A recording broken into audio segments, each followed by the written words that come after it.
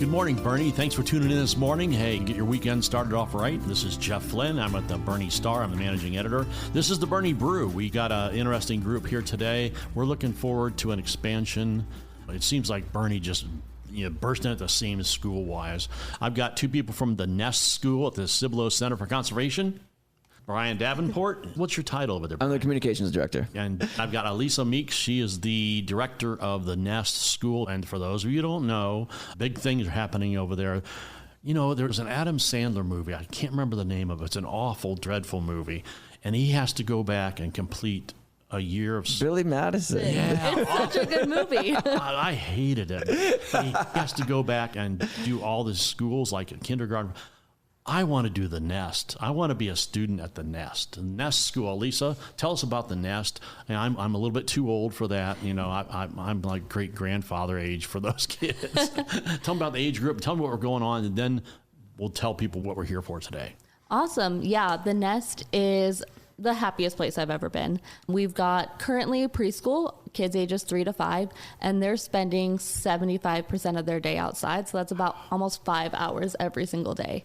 That's amazing. Yeah, we've got 4 classrooms of preschool this year, and next year we are expanding into kindergarten. So we'll have a kindergarten classroom and 3 preschool classrooms. Right, cool. I did grow up around the Cibolo, but I've been a Nest parent for, I guess Austin's going to finish this year. That will have been 3 school years as a Nest parent, which I'm so proud of. When we moved back to Boerne, I had 2 kids that were Fabre age and 2 kids, one that was Nest age, and then another one followed. So it's been a real pleasure of mine not to just be a member of the staff of the Cibolo Center for Conservation, but get to promote and experience as a father the happiest place ever. It really is. These kids have such an incredible experience, and it's a really special opportunity for any child that does have the privilege of being a Nest kid. Yeah, back when I was in kindergarten or pre-K or what it was back then, back when the dinosaurs were ruled the earth,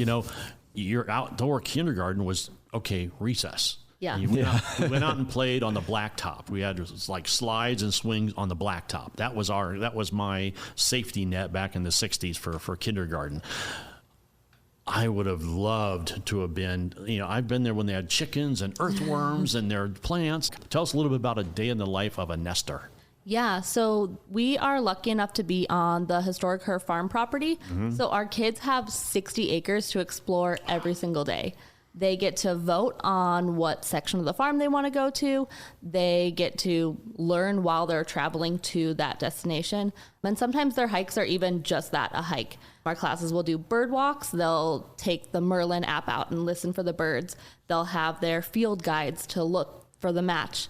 When we had that freeze back a few weeks ago, the kids were so into looking for the ice. We went out and walked 2 miles looking for ice. It had already melted. We were finding mud, but the kids were overjoyed to just be out and experience that when most of their grown-ups or most of their peers were probably still inside. Right. It's one of the things that I find really fascinating is when you go to a place like the Nest at 3 years old, you're still creating your formative understanding of the world. And so they have no idea that this isn't normal. They have no idea what a special experience they get to go have every single day. And for example, last Friday, I was driving around in a golf cart all over Herf Farm. And it was in the middle of the day. The kids were all out on their hikes, and it's just little scatterings of preschool kids all over the property. And it's super cool because they have names for all these little just nooks around the property. There's the cactus tree and the butterfly tree and the great beyond. And these kids have this understanding of the property as well or better than anybody on staff, certainly any of our visitors. They just intimately know this land, and it's really special. And they care about it. They have such a deep empathy for nature and just the setting that we're in. I was walking past a group of kids on a hike, and one of the kids stops me and he goes, "There's a spiky caterpillar over there, Miss Lisa. Go look at it, but don't touch it. It could hurt you." Yeah. So just fully unprompted, just telling me that there's this really cool thing, but this is what we have to look out for. And they will do that to complete strangers.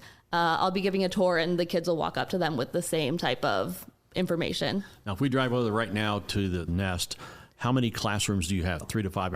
Are you broken down 3-year-old, 4-year-old, 5-year-old, or is it all together? They're all together. Okay. Yeah. We've got a mix of 3, 4, and 5 in every classroom, and we've got 4 classes full of them. 4 classes. What will kindergarten bring? What will that mean as far as staffing? Will the 5-year-olds roll right into kindergarten as an application process just like any other? Yeah, our hope is that our 5-year-olds or those older 5s that we currently have in our program are going to roll right into that kindergarten. Mm-hmm. Our kinder will have 20 kids with 2 teachers, and the plan is for them to learn all of their TEKS, everything that they would at a Boerne ISD school, just outside. So they're going to be super heavy on the academics Monday through Thursday, and then Friday is going to be a Forest Friday where they get to explore the Herf property and then even the property at the Nature Center to kind of bridge that next step in their education. But let's be clear. Like, what does the state have as far as requirements for kindergarten? Is kindergarten required? If you are going to kindergarten, what are TEKS and how do you create a curriculum around it? Yeah. So the TEKS are the standards of learning for the state of Texas. And kindergarten has their own set of TEKS, although kindergarten is not required by the state of Texas. That's TEKS, TEKS. Right? Texas Early Knowledge Standards. Okay. And there's also a set of them for preschool, which we follow as well. Right, okay. For our kindergarten classroom, we are taking a homeschool curriculum that we found and adapting it to fit what we need. All of those lessons are completely aligned with the standards, and the parents will have access to kind of see what that curriculum looks like and know what to expect on a daily basis. Guys, how long was this in the offing? How long? I mean, you didn't decide 3 weeks ago, say, hey, let's have kindergarten next year. How long has that been something you've been working for? My very first day on my job ever, the first thing a parent asked me is, are you going to start a kindergarten? Really? And that was, 3.5 years ago. And now here we are. One of the things that happens is a family hears about the nest. They maybe check the website or they get information about it from their friend, and then they schedule a tour. And you go on a tour with Alysa, and the place sells itself. I mean, the kids sell the nest. Right. You go walking through the nest, and you have kids running up to you because kids like to start conversations with anyone, and they come and they know that people are showing up to just like kind of check things out, and so they're in tune to what's going on. Nobody's paying them. They come up and tell you about what an incredible experience they're having in the moment, or just how much they love it, or want to introduce you to their friends. Yeah. Hey lady, can I take your son and show him these caterpillars? The second a parent brings a kid on a tour, that kid is in a classroom. Right. And so as soon as a family gets plugged into the nest, the first question is, how long can we stay here? Folks, hey, thank you for tuning in. This is the Boerne Brew. My name is Jeff Flinn, managing editor at the Boerne Star newspaper. I've got 2 people from the Nest School at the Cibolo Center for Conservation. Yep. Brian Davenport, and I've got Alysa Meeks. She is the director of the Nest School. If you've ever been over there, you got a school there. It's outdoor oriented. You learn when you're outside. You get your pants dirty. You probably get mud on your shoes. They bring a change of clothes more than likely. Oh, yeah. And keep rain boots there. Right. You never know. Next year in the fall, they're going to open a kindergarten there. So we're talking about that, about the aspects of Nest being a bunch of 3 to 5 year olds. Alysa, tell us a little about being outdoors. You said you got a homeschool project, or what do you want to curriculum? Yeah, homeschool curriculum. So we had several families. They go to Boerne ISD, they go to different private schools, charter schools, and several of them homeschool. Mm-hmm. So we scoured for what the best move is for this kindergarten, and there's a couple families that still come out to the Cibolo for the homeschool program, and we asked them, what are you using when you're not here at the Cibolo? Mm-hmm. And we looked at it, and it was by far the best match for our school. Right. And it will give our teachers a little bit of guidance while still allowing room for the kids to explore how they want and take the time that they want with each different topic. Kindergarten's going to have 20 kids in the class, right? Yes. How large are the classes right now at the Nest? Yeah, right now our preschool classrooms have 15 kids each with 2 teachers. Okay. They'll go out on hikes with typically 3 teachers will go on that Herf Farm property. One of the things that I've experienced as a parent, and I know from the literature, our pamphlets and website, is the term child-led curriculum. Yes. And as it applies to preschool, obviously that's quite a bit more flexible, but that will continue to be ingrained in this new kindergarten curriculum, like Alysa was saying, leaving space for the kids to kind of help guide. And so it's a really cool opportunity, not just for the students, but for the teachers. Mm-hmm. I think traditionally you have the mindset that the teacher is the director, is guiding everything. Dictating it. Yeah, exactly. Saying this is what we're going to do. And one of the things that I really see, not just in what I read or what is claimed, but actually in practice, is the teachers witnessing the children and being led by their curiosity. Mm-hmm. And so whether that is something as simple as taking an opportunity to count to 5 with a 4-year-old because there's 5 really big trees over there, or how many chickens are you like? And so that's just a really, I think, great opportunity for the students, obviously, but for the teachers as well. I mean, I think getting to be a Nest teacher is something that we don't really talk about very much, and there's not a lot of them, but man, what a cool opportunity. Yeah, from the teacher perspective, you learn so much more just because the kids are asking you questions. Right. They want to know about these things, and if you don't know about them right now, that's okay. You can learn together. Right. One of the most notable examples of this Emergent curriculum that I've had this year is that there was a class that was talking lots of potty words. You know how 3 and 4-year-olds do.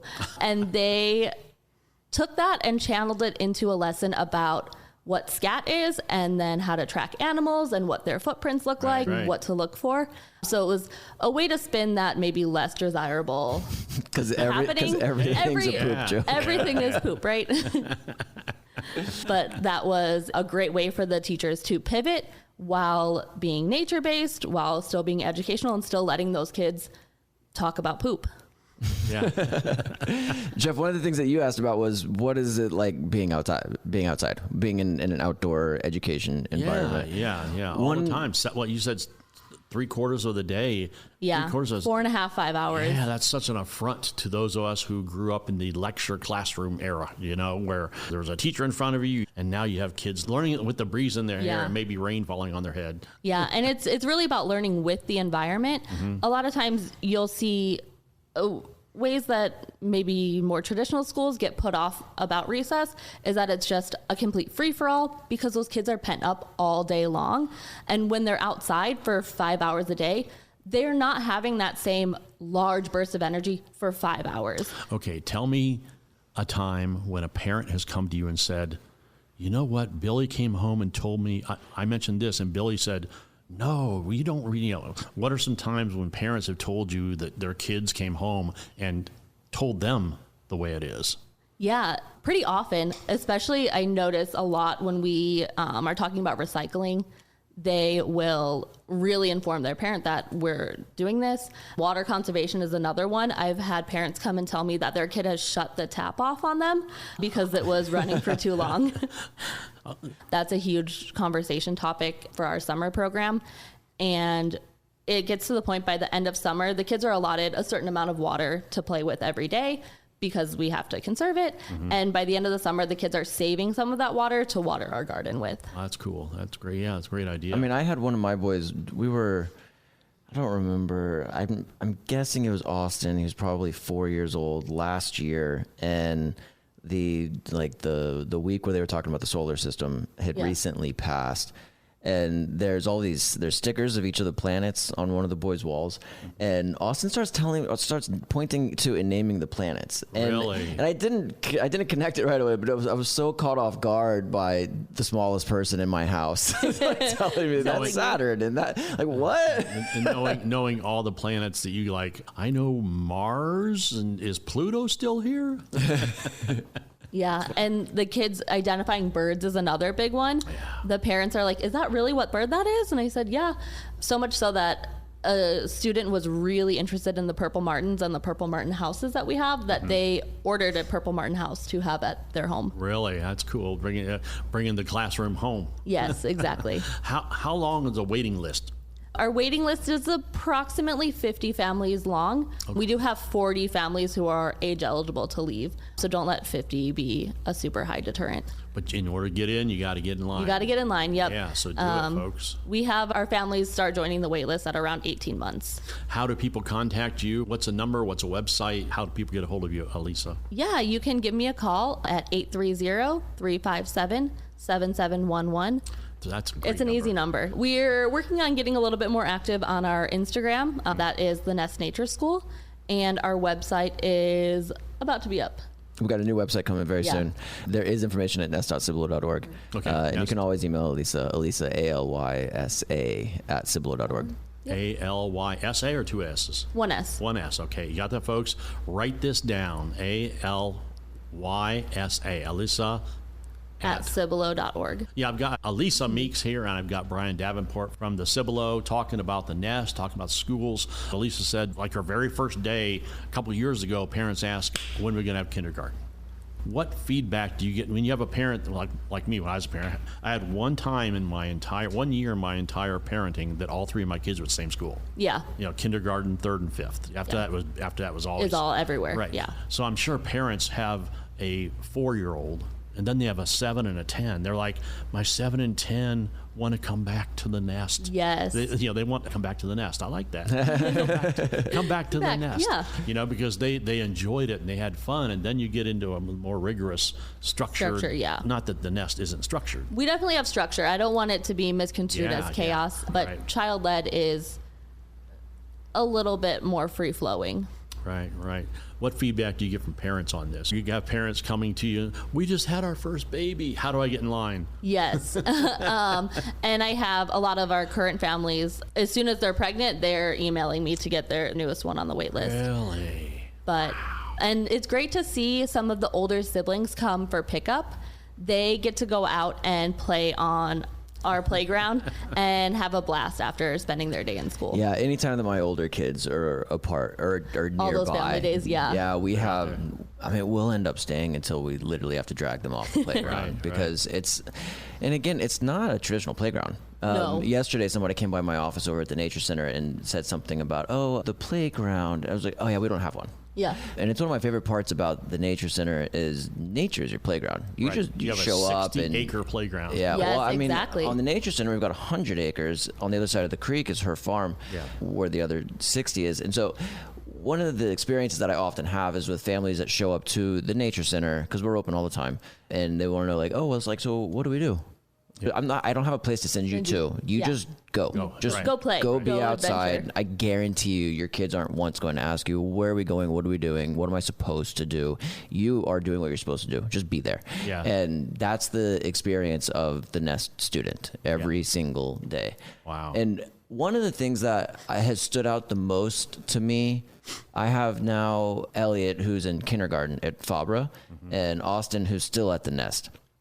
My two older boys did not experience the Nest, and I see a difference in the physical development of my kids who went to the Nest and the ones who didn't. Really? They're all great, healthy kids. However, Elliot and Austin have like a different build. I mean, physically. Like you see, I mean, they're climbing trees. They're climbing trees constantly. They're outdoors running. They are just, if they're not climbing trees, there's no playground, but there's a bunch of stuff to play on. We've got tires that they're pushing, they're flipping over. I don't think there's a time that I walk outside and I don't have a kid asking me if I can watch them climb a tree. They know they have to have a grown-up by them. Yeah, and that's one of the things that I love hearing Alysa talk about is there's all of these seemingly dangerous things to do that I think a lot of parents shy away from or try to protect their kids from. But there's kind of like a well-outlined structure or understanding for, I mean, for example, Alysa, how does a kid get allowed to climb a tree? Yeah, so to climb a tree, they have to have a grown-up next to them. They have to have 3 points of contact, 2 hands and a foot, 2 feet and a hand. The branch has to be bigger than the biggest part of their leg, and they have to be able to climb up all the way on their own because if they can't get up on their own, then they can't get down on their own. Right. And they know this. Like, my kids will tell me, I can climb this tree. Watch. Look here. And so that's one of the things that I think has been the most obviously beneficial in my experience as a parent, is seeing how my children are physically developing, not just developing curiosity and developing knowledge, and they are physically different people after having experienced the nest. A physicality involved. Yeah, and that is all part of risky play, which is kind of my favorite aspect of all of this. Taking risks now as a 3, 4, and 5-year-old allows them to be able to take more calculated risks as they get older. Right. You don't want that first risk that they're taking to be when they're behind the wheel of a car at 16. So learning how to judge that this is risky, this is a little bit scary, it's okay to be scared, but I know that I can physically do this. You know, I was an adamant tree climber when I was a kid. And you'd shimmy up that tree as high as you can get. Then like the next 9 trees, you go like one or 2 branches. You go, I can't go any higher. You know, I didn't make that. I look on the ground. I'm a tree. Oh, that's as high as I can go. Yep. 1 branch, because the next branch is like 10 feet way above. Far. Yeah. I didn't make that calculation when I'm on the ground. You know. Yeah. So you wait till you get up there. Oh crap! It's too high. I can't go any higher. You know, that's that physical. That's that understanding of nature, being able to judge. And like you said, a teacher there. I know I can get this. I know I can get that. I got to look for that branch. That branch can't hold me. I'd fall like a pretzel. You know, that kind of thing. Yeah, that spatial awareness. Yes. Yeah. One of my favorite things is watching some of the older kids guide the little ones on how to climb a tree. They're telling them exactly where to put their foot. They're telling them where to put their hand. They're cheering them on, saying, you can do this. It's amazing. You talk about the older kids. Those are the 5-year-olds. Yes. I'm laughing. The older kids. The older kids. Come here, 3-year-old. Follow me. I'm a 5-year-old. There's so much of that because, like Alysa said earlier, all of the classes are mixed. And so another thing that I think is worth clarifying is the age range is 3 to 5. Technically, it's 3 years old and potty trained until you go to kindergarten, unless you choose to go to kindergarten at the nest starting next year. So I'm sure you have kids that are turning 6 before they get out, correct? Yes. Yeah. So, we're talking about the Nest School over at Herf Farm, Cibolo Center for Conservation. We've got Brian Davenport here. We've got Alysa Meeks. She's the director, the honcho for the Nest School. If you don't know what the Nest is, you need to get over there. Just go over and ask. Just show up one day. We love to show it off. Call and say, hey, what do we got here? And then you can go back home and say, you know what they got over there? It's awesome. It's outdoor learning. Go ahead. Yeah, exactly. And a lot of our families, we've got entire streets of kids at our school. Really? They wear their little T-shirts, and that is how I get so many of our phone calls, is just by seeing it out and driving by it, being at the farmer's market. Yeah, I was going to say, if you want to take a look, every Saturday morning at Herf Farm, which is at 33 Herf Road, we have the Cibolo Farmers Market at Herf Farm from 9 a.m. to 1 p.m. Yep. It's an awesome community thing that's been going on for like 14 years now, I think. Yeah. And it is right next to the Nest campus. Right. And it's the only time of the week that the campus is open to the public. Okay. So if you want to just see it, but it's all outside. You can see the cottages and the not playground, and get an idea of what it is. While you're there, you can get information from our volunteers at the farmers market. Yeah, we've information got all kinds stand. of flyers there. And if you want to tour the Nest, contact Alysa and she'll schedule that with you. But be warned, people don't tour the Nest and then not sign up. So correct. Yeah. And the number of the Nest is 830-357-7711. I locked in on that. We've also got coming up starting March 18th, the Taste of the Nest, which is a really cool opportunity where I'll let Alysa explain it. Okay. Yeah. Our Taste of the Nest is for our littles, 18 months to 3 years old with their caregiver. They get a chance to experience the Herf Farm and kind of dip their toes in before they're fully enrolled. What date is that? It starts March 18th. It runs on Wednesdays or Thursdays for 7 weeks. So you sign up and you do it. Yep. It's like... And that gives the families a little bit of an idea of what they're in for. I was thinking I'd go get like a corn dog. I was thinking taste, I was thinking like taste of the, the little macaroons. Flight of... Alysa, if my kid is 3.5 and potty trained or 4 years old, can I come to the Taste of the Nest, or is it just that 18 month to 3 year? It's just those littles.